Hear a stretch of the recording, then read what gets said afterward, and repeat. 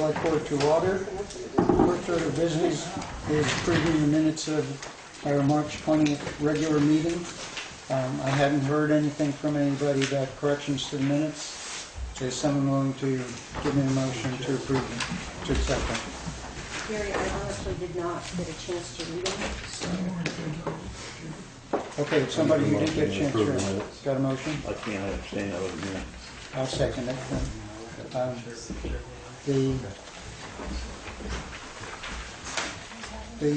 Is there a discussion about it? Do you want a chance to read through that before we do this vote?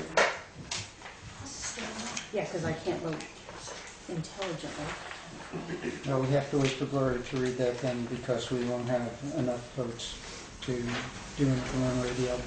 Are the copies of the agenda around? Do we have any more Extra copies of the agenda?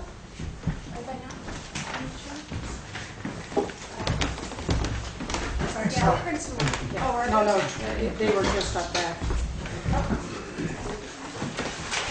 Just for the public's information, the select board had agreed at its organizational meeting to try to read the minutes and get any comments in on them in advance so that we wouldn't have to spend a lot of time at the meeting going over it. Obviously, we had a glitch this time, so we need to wait a few minutes for Gloria to have a chance to read that.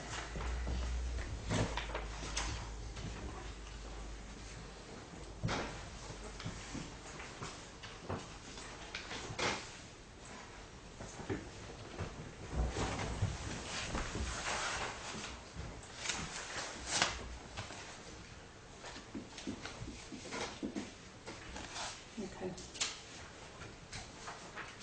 Feel comfortable voting? Yeah, I have gone 3/4 through and I have Okay. finished. Great, thank you kindly. Any further discussion about the minutes of the regular meeting? All in favor of the motion to accept, please say aye. Aye. 3-0. Todd abstaining because he wasn't here. Next order of business is the minutes from the Board of Liquor Control meeting, also on March 20th. Has everybody had a chance to look at that? I move to accept the Board of Liquor Control. Got a motion, got a second. Any further discussion? All in favor, please say aye. In point of information, all of those have come back and they've been given to the owners. Okay, thank you. So again, 3-0. Next item of business is road business, the road foreman, road commissioners report. I had a brief conversation with Chris Williams, road commissioner, yesterday, and he said that Todd and the guys are actually doing a decent job at the moment. So I'll leave it up to the road foreman to tell us what's going on. Well, as far as roads go, welcome to mud season. It's arrived right on time, and so far it hasn't been as bad as it has been in the past. Been pretty much able to keep up with it except for Gary's car. We're going to buy him a 4-wheel drive so we get through. Oh, that is the full road. The guys are Buy me a truck. There you go. The guys are actually starting earlier in the day so that it's, frozen a little bit longer. They're hauling stone to get to the road, to get to the soft spots. And John is out raking all day long to try to help dry them out, and that's been working pretty well.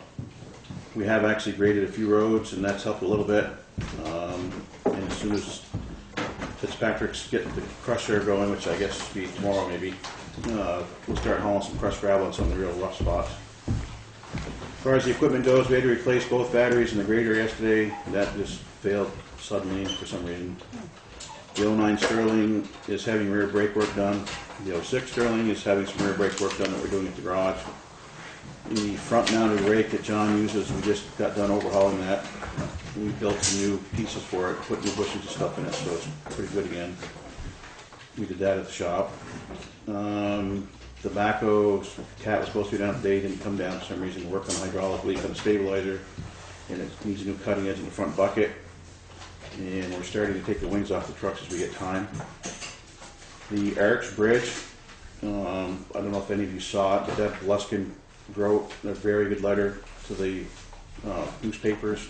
She also wrote letters to our state reps, and 2 of the state reps, Molly Burke and Dick Merrick, had written letters to on behalf of the town to V-Trans, trying to get them to move that Arch Bridge along a little bit. We got some response back from Chris Williams from the Department of V-Trans saying that they're working on the bridge. trying to get it moved up as quickly as possible. He did say that it's very important for the town to act quickly when we get letters from them and respond to them as quickly as possible. We've also got some response from Pam Thurber, who's the head of the bridge, all the bridges in Vermont, saying that the town had not made any repairs to the bridge, which is kind of confusing because the bridge report in 2010, which I have here, said that there was really no repairs that could be done to it that would be a long-term fix, and they didn't recommend any repairs. And then when they did the bridge inspection in 2013, which is 2 different inspectors, they're saying they would like the town to remove any loose concrete off the sides of the bridge so that people swimming underneath it won't be hurt by falling concrete. And they recommend us doing repairs to the side rails. I met with John Alexander a couple of years ago, and he said that it was not worth putting any money into because the concrete is so dry and rotted, there's nothing to hold any work to be done to that bridge. So I do have a phone call into John and want to get him back out there to go over what the state has said about it. So I'll let Gary know, or let the board know. So we're getting conflicting messages from the state at the moment? Yes. Big right today you're looking at. Was there? Yeah. The side rails, as many of you know, if you're going from Route 30 towards Dover Road on the right-hand side, that inside rail has come apart pretty good. And most of that, I believe, is from frost breaking it up this winter. But if I get any more information, I'll pass it on to the board. And I've got emails if the board wants to see them. I have them here. We can make copies.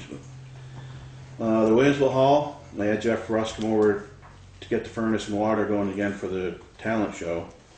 And when we got over there, the furnace room had 3 inches of ice in it due to there's a large hole in the bottom of the wall, just above the boiler room. So every time it rains, or like with snow melting now, all the water's running through that hole and going into the basement and going through the furnace room, which is not a good thing. But then he went to turn the furnace on, and the exhaust pipe was rusted off, so we ended up getting Barrows Fisher Oil Company there to replace the pipe, service the boiler. They said the boiler was pretty bad, it hadn't been serviced for a while, and it's pretty well plugged up, so they got that up and running. But then Jeff turned the water on, and he couldn't get it to work. So it appears that there's either a pump relay contacts that are bad, or the well, or the pump in the well is not working. So he was going to replace the contacts first, but if he's going to try to replace the contacts first, but if that doesn't work, he said that the town's going to have to get a well company there to pull the pump. And then he could tell if the pump's shot by testing it. I told him to wait until the snow melts so that we can get to the pump. Plus, I didn't want to make that decision by myself. I wanted the board to know that that's probably going to be fairly expensive. I mean, we have to do it anyways, but I didn't feel comfortable without the boards knowing about it. So anyways, after the talent show, I went and shut the furnace off. I personally think that we shouldn't rent that hall out until at least April 15th or later, except for obviously town meeting, because it just in the week that it was running, it burned over a quarter of a tank of fuel. But again, that's up to the board, I guess. Well, we We made the motion, last meeting. Yeah, last meeting, just, we'll open it up and close it right back down. It for just, town that meeting. boiler just isn't big enough to heat that place, so. As far as the chloride truck itself goes, it's fine, but the chloride tank that sits in the back of it, there's a cradle that holds the tank in place. That cradle's all rusted out. I talked to Innovative Solutions about getting the new cradle or repairing it, and the gentleman told me that we should do what we did in the first place. Were you on the board then?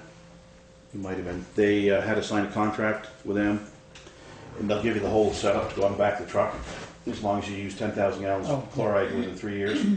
But I told them I have that contract here too, and I'll have Shannon make copies of it so you guys can read it before we act on it. But I told them my only concern was that if we had 3 wet years in a row, didn't use much chloride, what do we do then?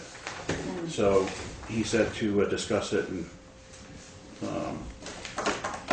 let him know what we wanted to do. So, like I said, I've got the contract here, and I'll have Shannon make copies, give it to the board, so you all know what we're talking about before next meeting.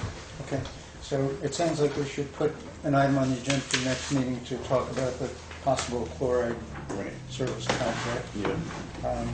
And why don't we take a motion to accept the road foreman's report and then come back to your recommendation about April 15th. Yeah. Someone want to make a motion to accept the road I'll make a commissioner's motion to approve the report. Got it? I Second? second it. Got a second? Any further discussion? All in favor, please say aye. Aye. Opposed, abstentions? I abstain. Okay, 3-0. The motion passes. Thank you very much, Tom. Before we go on to the rest of the Arch Bridge, or did you cover it all, everything you wanted to say? Pretty much covered it all. This is all the contacts I've had, so. Okay, so let's go back to this April 15th point. Consistent with the point that Gloria was making from the last meeting about the decision to shut things down after the town meeting next year. Would anybody want to make a motion to follow Todd's recommendation to hold off on renting out Williamsville Hall until April 15th of each year? This year? Or each year? Well, I'm what sorry. what was your, I would say each year until we get that insulated a little bit better, get the furnace so it works. Yeah, I thought April 15th was the opening date. Shannon, do you? Well, it normally is, but we made an exception for the talent show Right. this year. So Okay, so it's already in we place. don't have to do anything, April 15th is the date? Yeah. Good, okay. Scheduled members of the public, Jake Dorado. Hi, I'm Jake Urado from South Newfane, and I noticed that there's, this is in the agenda twice. I don't know, you've also got it down here as old business about the Oak Hill development. So, We can address it all now if that's convenient for you. yeah, okay. Well, the reason I'm here is because I've been speaking with Merrill off and on for about a year now. I live right behind the house that burned last February, and I'm here because of safety concerns. The Oak Hill Road changed so that it's split in half now, and the upper part of it has no road name. And this family that got burned out of their house, E911 was called, and even though they were told that they couldn't get up to their house the old way, they came that way anyway because that was what was on their maps. And I don't know if it would have made a difference, but I do know that one of their dogs out of 3 did survive, and it really upset me that maybe if the fence hadn't been across the middle of the road, of course I think things would happen a little sooner. But anyway, the fence is still there, but that's not why I'm here. The right-of-way was improved, and so they're using Miller Lane now to go up there. And so there's 2 halves of a road, and the one that goes up from Miller Lane, people are mistaking that road for Miller Lane. And so all kinds of vehicles are going the wrong way, people are getting lost, it's causing confusion, and it's been over a year, and we need to get that road named, because I'm afraid something else is going to happen, and an emergency responder is going to try to get up there, and they're going to go the wrong way, or to the wrong house, and so I'm here so that we can get this done before there's another tragedy. Anyway, I talked with Jeremy at the Vermont E911 also, and he directed me to their website where they have the E911 mapping, and they also have addressing standards. And I brought a copy of part of the document if you didn't have it already, just for your information, if you would like it. Sure. Thank you. And I have a few things highlighted here. I also tried to copy the area map, or get a couple different copies. So it shows on E911, even though the guy that called 911 the day of the fire, 3 times it was explained to them, you can't go that way, you need to come in through Miller Lane. They had their mapping, and they go by that, and the trucks went the wrong way. So if you can see there, this new improvement, what used to be a right-of-way, was just a cow path. It doesn't show up on their map, so they didn't realize they could get there that way. They just had no idea. And so it causes confusion and critical lost time. So I guess I spoke with Merrill this week, and he said that one of the residents of that road would like to name it Upper Miller Lane. And one of the standards for addressing, you can't have anything that's very similar, because when someone calls and they're excited or stressed out and scared, things tend to happen. And so if you say go up Miller Lane or go up Miller Lane, it's just too close. So they don't want to have similar street names. They also don't want to have street names that have directional, like upper or south or west, whatever. That's how our road system is. I live on an upper Eager Road, and we have upper Upper Spring Hill. Upper Spring Hill. So that is part of Newfane's. When we went to 911, mine was changed from a Wiswall Hill address to North Eager Road, and then another year later they switched everything to having it like Miller Lane and Upper Miller Lane. We have an Eager Road and Upper Eager Road. So I'm surprised that they're saying that. Well, it's in the standards, but we didn't always have 911, and I think maybe things might have been grandfathered in. But the standards were written for safety, and that is the whole reason I'm here. I just think since the road has never been named, well, it had a name, but it doesn't apply anymore because of the fence. But since it has not been named yet, and this is a new road name, I don't feel comfortable with a name that sounds almost like the Miller Lane, because it doesn't make sense, because the whole thing is to avoid confusion and not possibly add to it. Do you have a name that you consider? Well, this guy right here has a great sense of humor. Well, before we get to the great sense of humor, I'm Richard King, 16 Miller Lane. I live at the base of this little road that used to be called Loop Road. Of course, that couldn't be used because Loop Road is right here. Right. However, I think renaming the road is putting the cart before the horse. The problem here is that somebody put a fence across a road, I don't think legally. It seems to me when this individual got the approvals for the subdivision, he had to have a plan for the road, and the road was mapped out as Oak Hill Road. Well, he's since had disputes with people on the lower end of the road, and he decided he'd put a fence up and then reopen the old loop road down past my house. We argued with him at the time. We got him, we negotiated, and he agreed to pay part of the maintenance for Miller Lane so that he could use that road for access. It's caused no end of confusion for all kinds of people. I'm the one that called that fire in. I was up at that fence when the first responders showed up at the fence and couldn't get across because of the snow and the snowbank. They pumped water for 3.5 hours to that fire up Miller Lane. They could have brought trucks right to the fire if that fence hadn't been there. And they would have been to it 20 minutes sooner. 2 dogs died. Could have been humans in there that died. My opinion is that the right thing to do is to force that fence to be taken down. That road was approved as Oak Hill Road. There's no reason to rename it. What should happen is it should be an open road the way it was laid out back when the subdivision was approved back in 1969. But that's kind of a problem for us, though, I think, being that that's a private road. That's not really a town. But who's responsible for 911 compliance? I mean, what's it say Whether on it's the private or deeds? public. What's it say on the deeds of the people that have the houses above that fence? Doesn't say anything about blockading a road. No, I mean, does it say you have a right of way to that My road? deed says I have a right of way to all roads in that development.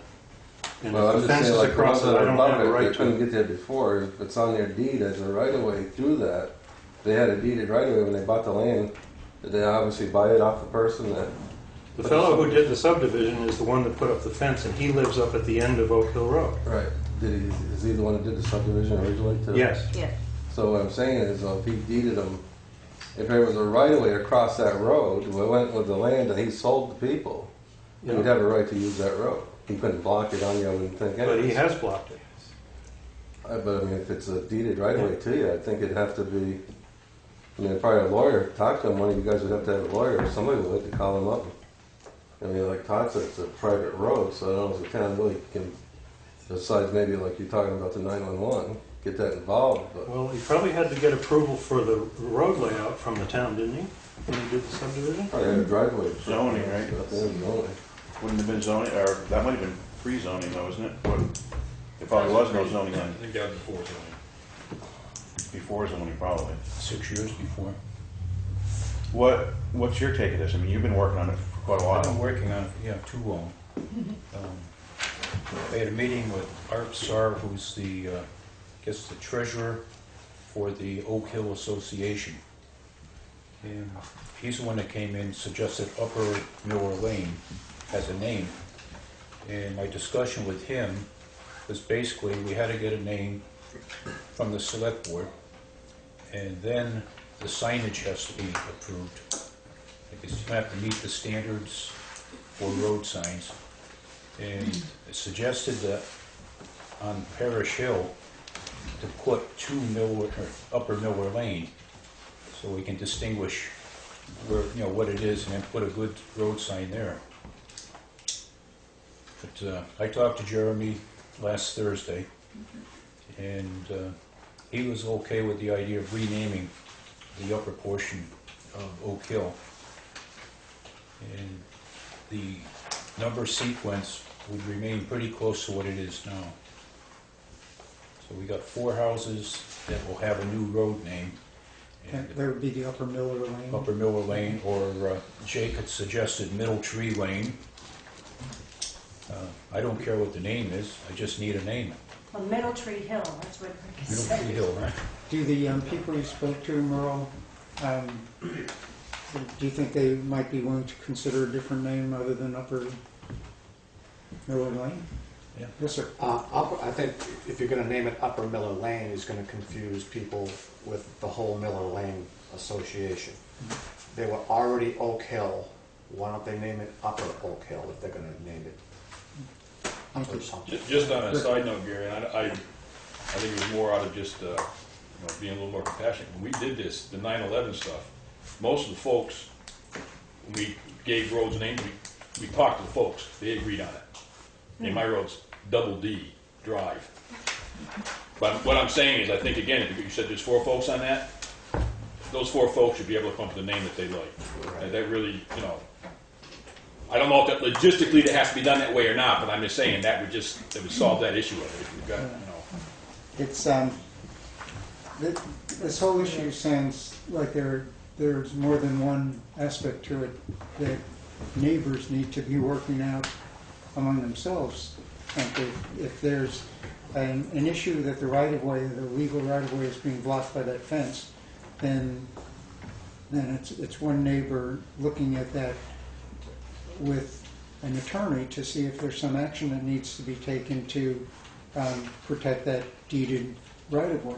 On the name of the road, again, on a private road, it would be so much easier if the 4 homes involved to get together and agree on a name. I'm not sure that the select board can do very much more than listen politely to the concerns and point out that somewhere along the line, and sooner rather than later, for safety purposes, we need to have good 911 addresses. But other than that, it strikes me that it's a problem that people living on a private road in a private development are having with one another. And wouldn't it be so much easier if you guys could come in next time and say we agreed on Double D Lane Jr. or something? But none of us are on the upper part of the road Yeah, that are here. and we should have a letter on file where Merle had sent a letter to William Statz asking him to take down the fence, and William Statz sent us, and we should have on file in that same file folder, his response, and it all had to do with their association, so we don't have any say over. And Merle was to contact the association at that point and try to work that out. But I think this whole legal thing, he has addressed in a letter that should be on file. I remember seeing And that letter. it would be nice to just have that out so we know where we're all working from. I think there are different perspectives on it, and I'll come back to folks in just a second, just so everybody knows. Mr. Stats, is that the name of the person? Believes that, or asserts that the reason he put the gate across the road was that it's a privately maintained road and that the people living on one end of the road weren't contributing their fair share to maintaining it, and this went on for a long period of time. They finally decided that the ones who were paying for it would close it off, build this other road to get to their homes and not worry about it anymore. So there are different perspectives. I don't pretend to believe that one is any better than another, just that there are different ones, and it seems like it's something that needs to be worked out at that level. If it was a town road, there'd be no question, but the select board could say, you can't put that gate across the road. But because it's a private road and because there's another way to get to those homes, from the town's perspective, I think all we're dealing with is figuring out, well, what should the name of that road be for safety purposes, for the 911 purposes, and let's go with that. But it seems to me there are more issues that are concerning some of the neighbors, and try to work it out among the neighbors. I don't see how the select board can help. Sure. Right, and I am here specifically on the issue of getting the road named because the fence is another issue. And even if the fence were taken down, this right-of-way has been improved and people are going to use it and people are still going to get confused. Jeremy of the Vermont 911 told me that the select board as a governing body, since this is a known issue, that the select board, if nothing happens, so this is more than a neighborhood issue, the select board could be taken to court for gross negligence if anything happens. If someone's house burns and this is a known issue and it doesn't get addressed, it can be a very big legal problem for the town. And I think we have a choice of doing something now before anyone gets hurt or has delayed medical care, or we could readdress it after. But according to 911, we need to conform, and it does need to be named. And also, it's not just Art SARS that gets to name the road. It does say that the neighbors involved are supposed to get together and name the road, not just Art, but that's another situation with this Hatfield-McCoy thing going on up there anyway.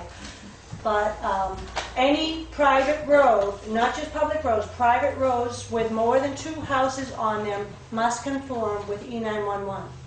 So they do need a road name, and it's not supposed to sound like our road.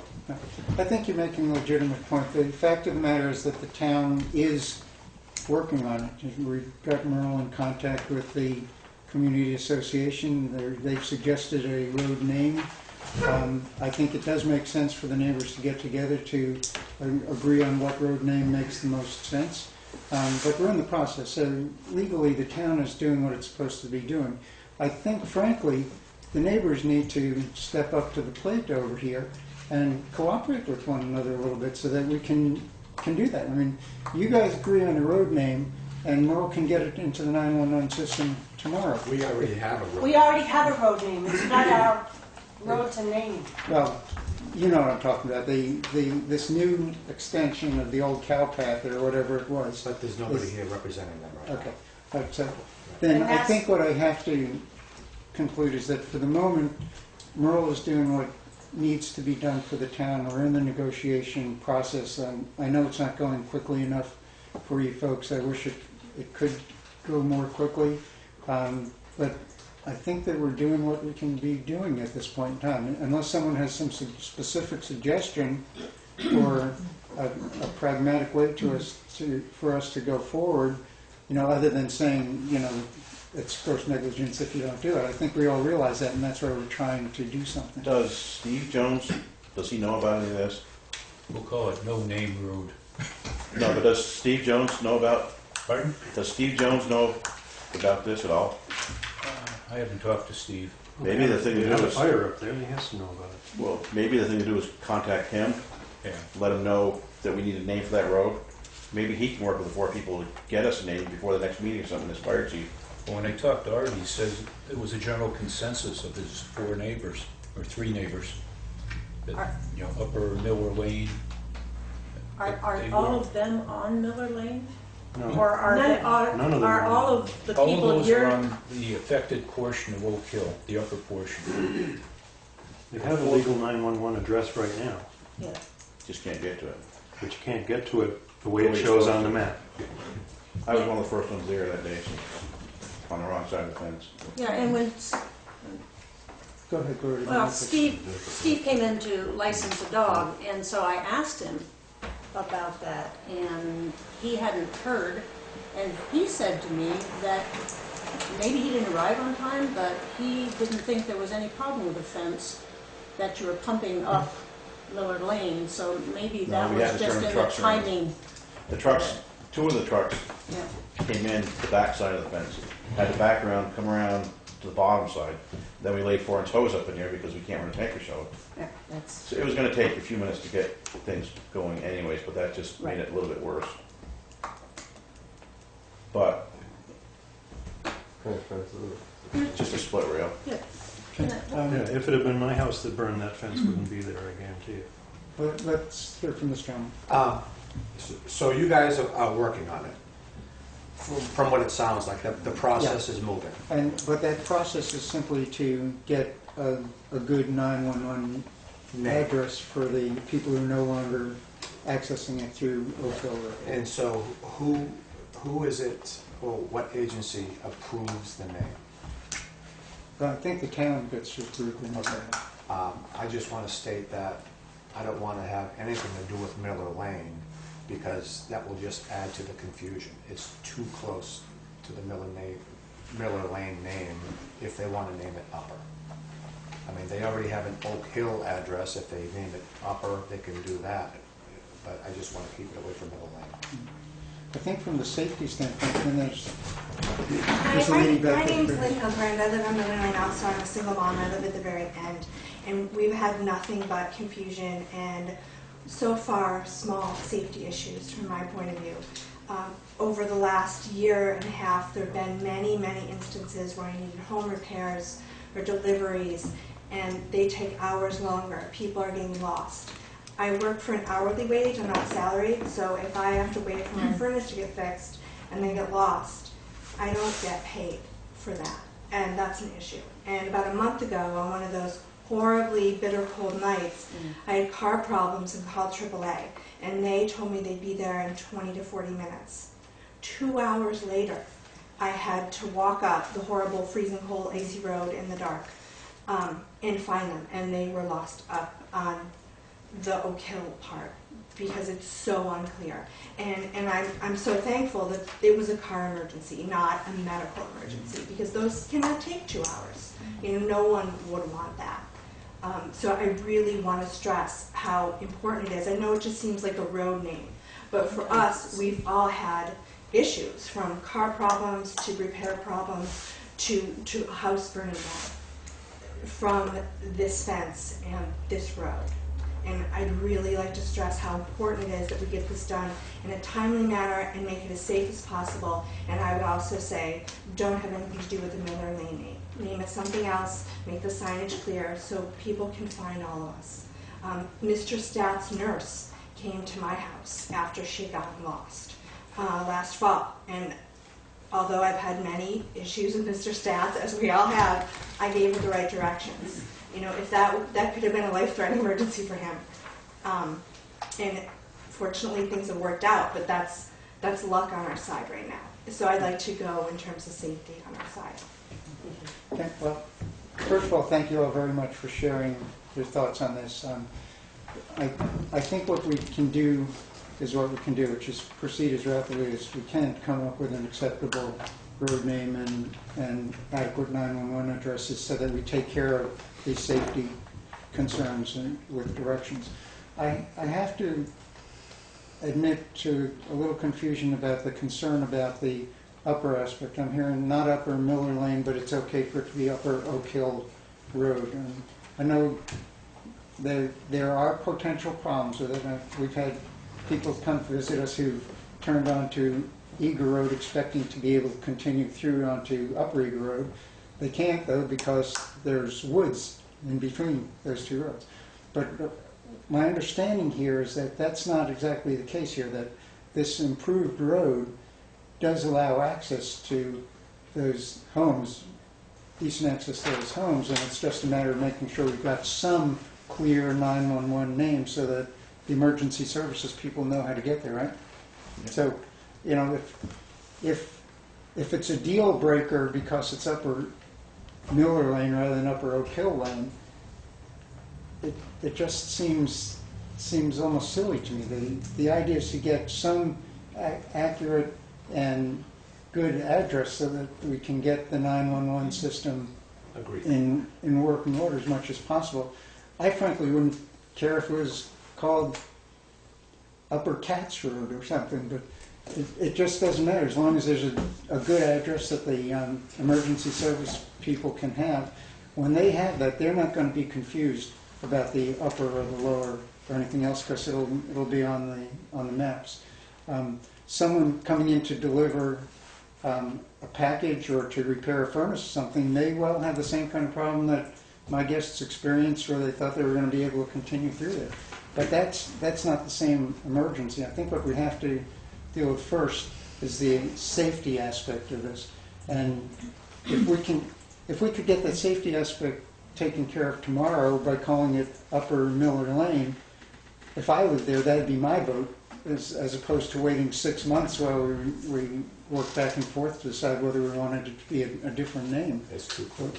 You know, the issue has been raised, and I know Merle's listened to it, and he can go back to the association and raise the concerns and see if we can get a clearer name for it. Okay. A couple of points. We're not the same association as them. Miller Lane is totally separate. And I was wondering if the town can send those 4 homeowners a letter requesting that they get together and come up with a name within a certain period of time. Well, that's what Merle's working with them on at the moment. Okay, so because I think that probably some of the neighbors haven't even heard about it out of those 4 homes. And also, if it could, they could be requested to just come up with something a little more original that doesn't have to do with our name, that could possibly not add to the confusion. There are many, many names I'm sure they can think of besides Miller. And just pick something a little more original.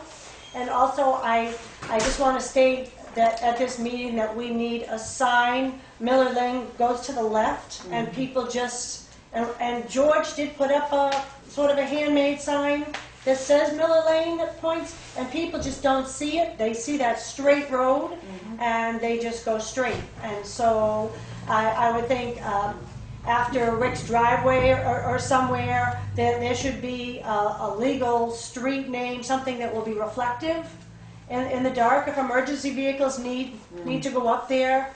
Or even if they need to go to Miller Lane and they go straight by accident, which is what everyone does, they would then see that reflective sign with the new street name and know that it's no longer Miller Lane, they missed the turn.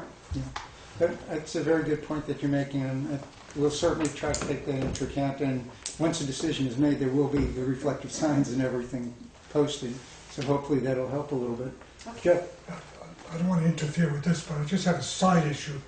And I don't know how this gets, once you decide on something, once something is solidified, how does I don't have a GPS system, but how does that system, or Google Maps or whatever, how do they get the information? The reason I'm saying this, of course, it's Parish Hill Road, which it used to be Pat Gray's Hill, comes up and meets the Parish Hill Road going the other way. For years on the maps it was called Wheeler Hill Road. And people kept getting lost because they were looking for Wheel. So how does this get translated once this is all taken care of? How does it get over to whoever is in charge of those maps or names?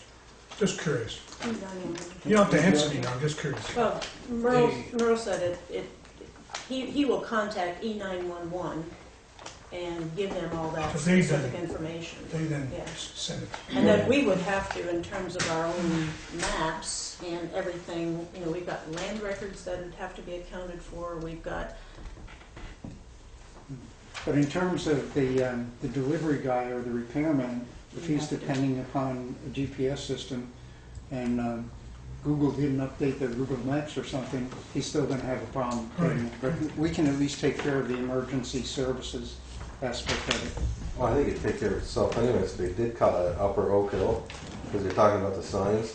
At that intersection of Miller Lane and Upper Oak Hill, there'd be a sign Yeah, with two signs on it, Miller Lane and this, and it'd also be probably Miller Lane down here at Parish Hill. So if 911 had to go there, they say go up Parish Hill, you're gonna go in Miller Lane 500 feet to Upper Oak Hill, wherever it is, and hang a right. could we suggest, Gary, that by the next meeting, try to get that decision made? Because it's really gone on a long time. It's been over 2 years. what do you think, Merle? Where do you stand in the I was negotiations? hoping to go away with the name tonight. The statutes say that you people, the select board, is the one that makes that decision. Upper Oak Hill Road. Or a cell tower lane. How much of an issue would it be with those folks if we were to just make a decision like that tonight and say you're going to change your address anyway? This makes it less confusing. Give me a name tonight, and Tuesday the letters will all go out. And I have about 15 forms to fill out for E911. Mhm. And part of the process, I have to notify all the major delivery services, Sheriff's Department, State Police, and anybody else, 2 fire departments should be notified. If you notify the mutual at the dispatch center, they've got it on CAD, so they plug it in. So a lot of times we can't find it, they'll come up and say, you're almost there with the next driveway, it's a long driveway, it's steep, whatever. Right. Yes, Shannon? I just got a call from Art Sar, who is one of the residents, who had been working with all the other residents, and he said he had hoped to have something by tonight, but couldn't get a hold of somebody, so he was hoping by the next meeting that he would be able to come and talk with the With board. a street name Yeah. recommendation? Yeah. Can we do this? Let's put it on the agenda for the next meeting. And Merle, would you go back to your contact there and tell them about the We confusion? already have it on the agenda for tonight. Yeah, but we're going to He put it called on the and agenda for the canceled. next meeting, because Art just called and said that they're almost there. So if you can work with them to come up with an acceptable number for the next meeting, we'll be able to at least take care of that. Does that make sense? Tell them if he doesn't do it, that it's gonna be Upper Oak Hill. Yeah.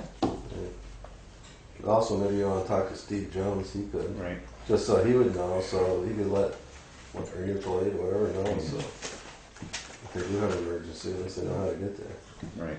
You know, Because it doesn't show it on this thing. no, it ends here. It's sort of like Eager Road. But, why don't we try that? Frankly, it seems to me that Upper Oak Hill Road has the same potential confusion factor as Upper Mill and Lane. What about has, Meadow Tree Hill? Once. But Merle, if you can talk to the people and just point out the issue about potential confusion, and if they can come up with something that doesn't sound like Miller Lane or Oak Hill Road, that'd be great. As long as they're gonna have to change their address That's labels what I anyway. was going to say. Not only that, but all of their Yeah, banking accounts. but that's gonna have to happen no matter what the name is, It's got a nice ring to it, Middle Tree. whatever it is. So are we okay, that way, next meeting, Yeah. we'll hope to have a specific recommendation from the group, and assuming that they take seriously the concern about confusion, we ought to be in good shape. You want to withdraw your suggestion for Upper Cats Road, or you want to keep it? I would leave Upper Cats Road in the,